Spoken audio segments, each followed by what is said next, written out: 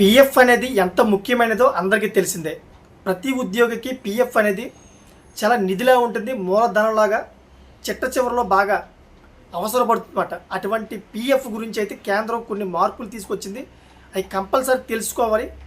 ఎందుకంటే ప్రతి కంపెనీలో కూడా ఈ కొత్త రూల్స్ రావడంతో ఇప్పుడు కొత్తగా జాయిన్ అయిన వ్యక్తులు కానీ పాత వ్యక్తులు కానీ ఈ పీఎఫ్ రూల్స్ మీరు తెలుసుకోకపోతే మీరే నష్టపోతారన్నమాట. అదేంటంటే కేంద్ర ప్రభుత్వం పాత వాటిల్లో మార్పు చేసి కొత్త కార్మిక సంస్కరణలు ప్రవేశపెట్టిన విషయం అందరికీ తెలిసిందే. అయితే ఉద్యోగ భద్రత కోసం కొత్త సంస్కరణలో కీలక మార్పులు తెచ్చింది. ఏ రంగంలో పనిచేసిన వారికైనా సరే తప్పనిసరిగా అపాయింట్మెంట్ లెటర్, సకాలంలో జీతం, హెల్త్ చెకప్, మహిళలకు నైట్ షిఫ్ట్ కల్పన వంటి సంస్కరణలు ప్రవేశపెట్టింది. అయితే పీఎఫ్, ఈఎస్ఐ అంటే ఈఎస్ఐసి కూడా అందరికీ వర్తింపు చేయాలని నిబంధన తీసుకొచ్చింది. దీంతో పీఎఫ్, ఈఎస్ఐసిలో ఎలాంటి మార్పులు జరుగుతున్నాయో చూద్దాం. కొత్త మార్పులు ఏంటో ఇప్పుడు చూద్దాం. కొత్త మార్పుల ప్రకారం పీఎఫ్ ఫుల్ టైం ఉద్యోగులతో పాటు కాంట్రాక్ట్, టెంపరీ వర్కర్స్ కూడా వర్తింపు చేయాలని చెప్పేసి కొత్త మార్పులు చేసింది.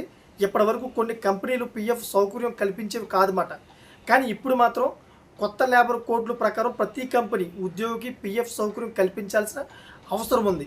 మరి ఏ రంగంలో పనిచేసే ఉద్యోగికైనా పీఎఫ్ తప్పనిసరి చేసింది కేంద్ర ప్రభుత్వం. అలా కాకుండా నేను చేయనంటే మనకు కుదరదు. ఇంకా